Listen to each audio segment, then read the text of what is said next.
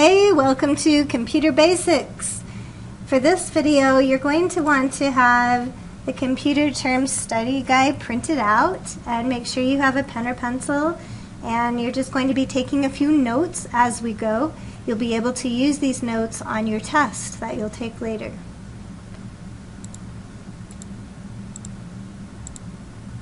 Okay, the first thing, what is a computer?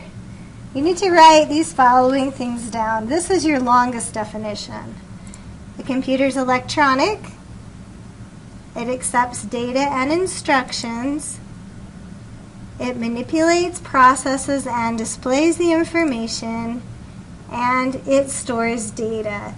So if you need to, pause the slide right here and make sure that you have those 4 items written down next to computer. We're going to be talking about each one of these things and how they help make computers run. You may not think of your cell phone as a computer or your iPad or your Xbox, but these are all computers. They're all electronic, they all accept instructions, they all process and display, and they all have storage. This is the first computer, called the ENIAC, built in 1943.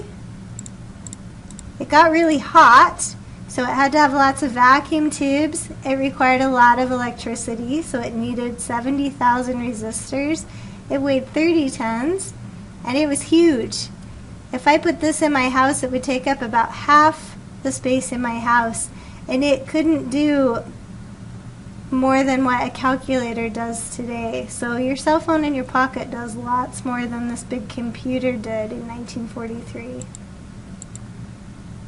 Back then it would have cost $500,000, the equivalent of $6 million today. So really, really expensive and can't do as much as your cell phone.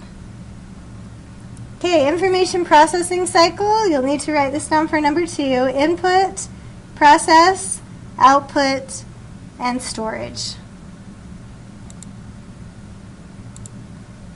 Input devices just simply accept data. Some of the different types of input devices are keyboard, mouse, scanner, webcam, digital camera, microphone, or a game controller. All of these are used to put information into a computer. So take a minute and make sure you write down a few examples of input devices. Next is hardware. These are the parts of the computer that you can touch. Some of these are printer, monitor, keyboard, hard drive, mouse, and the CPU. Up here in the corner, you see a bunch of insides of a computer, things that you don't normally touch because they're stored inside the case. But these are still considered hardware because you can touch them. A specific type of hardware is the processing hardware. The CPU is the central processing unit, or the brain of the computer. It's the most important part of the computer, just like your brain is the most important part of you. And it's made from silicone, which is melted sand. So this would be definitions number 5 and number 6. Make sure that you know central processing unit is what CPU means, and that silicone is melted sand. And I put a picture here of some silicone spoons. You might have something like this in your kitchen at your house. Silicone's super awesome because it doesn't get hot. It helps control heat. And silicone is what's enabled the processor just to be very, very small. This is what's enabled us to go from the huge ENIAC that we saw in the previous slide, that was a huge building of a computer, to something that can fit in your pocket. We measure the speed of the CPU in hertz, or cycles per second. A megahertz is 1,000,000 cycles per second. A gigahertz is 1,000,000,000 cycles per second. How fast do you think the processor is in your computer right now? I'm going to show you how you can find that. So if you go out, actually don't do that. If you just go here to your File Explorer and you right-click on Computer and go to Properties. Right here, this is your processor in your computer. Mine is an Intel, which is the brand that made it. CPU is 2.6 gigahertz. That means that in 1 second, it's spinning 2.6 billion times. Really, really fast. The faster the processor, the faster your computer works, and the more it costs. Okay, we're going to move on to storage. We measure storage not in hertz like our processor speed, but in bits and bytes. Everything is measured by zeros and ones, meaning whatever you do on a computer, it gets translated into zeros and ones to be stored. Zeros and ones are what we call binary. There's just two numbers. So for your definition of number 8, just put zeros and ones. A single 0 or 1 is called a bit, the smallest unit of storage. If we get 8 bits together, like 8 zeros or ones, we get a byte. A byte is about what one character would take up in storage. So if you typed a letter A and saved that, that would take up about a byte worth of storage. If you get 1,000 bytes, that's a kilobyte. When you type a paper for English and save it, it will probably be measured in kilobytes when you go in to check your storage space. 1,000,000 bytes is a megabyte. Probably when you download a song, you'll notice how many megabytes it takes up. Or if you have a picture on your phone, that's probably a megabyte or 2 worth of storage. Next we have gigabytes.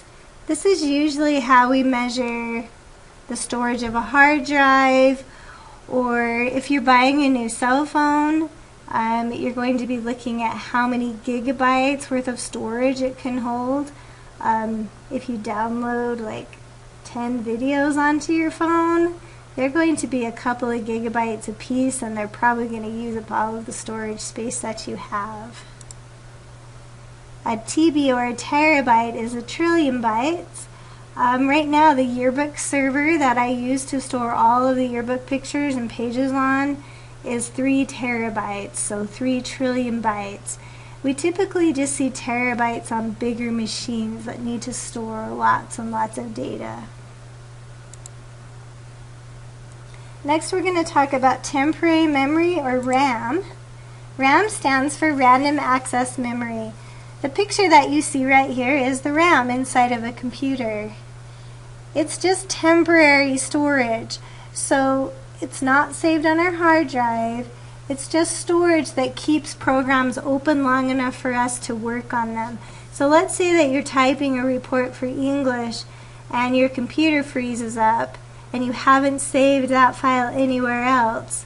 The only thing keeping that up on your screen was your RAM memory. So when your computer freezes, if you have to shut it down, the letter's gone, the report's gone, and you have to start over again.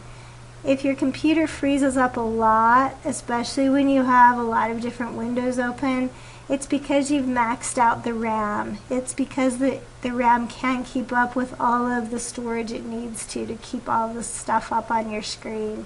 And when we take computers apart, you're going to learn how to find the RAM, find out what kind it is, so that you can go order more RAM for a computer and replace it. To find out how much RAM or how much memory is on your computer, you're going to go to the same place that we did to check our processing speed. So you're going to go to your File Explorer, right-click Computer, go to Properties, and right here it tells me installed memory or RAM is 8 gigabytes, which is pretty good.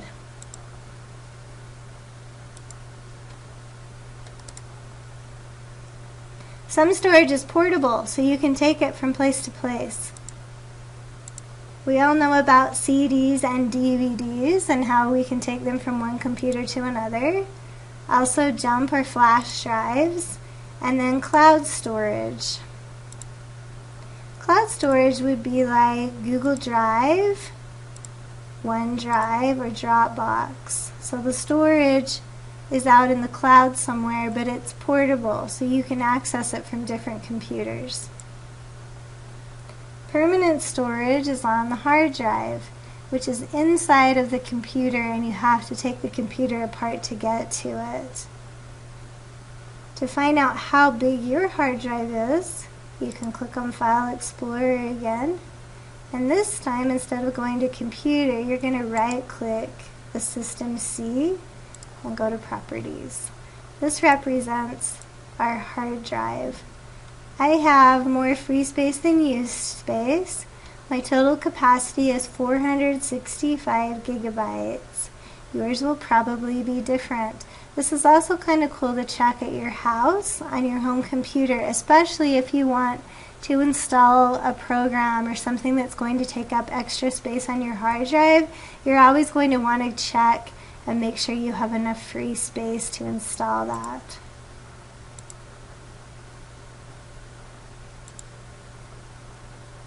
This is just showing how hard drive cost has decreased drastically over the years.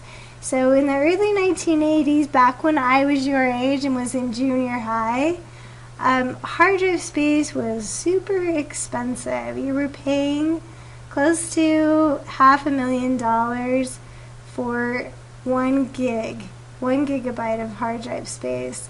And notice down in the 2010s, we're down to just pennies per gigabyte. So as things have become more modernized and we've been able to put more research into computers, we've been able to build them at a lot cheaper cost. Alright, output devices. This is what returns to you the data and allows you to look at the data. So our output devices are printers, monitors, speakers, earbuds, anything that allows you to see or touch or listen to what you've created on the computer. So make sure that you put some examples of output devices.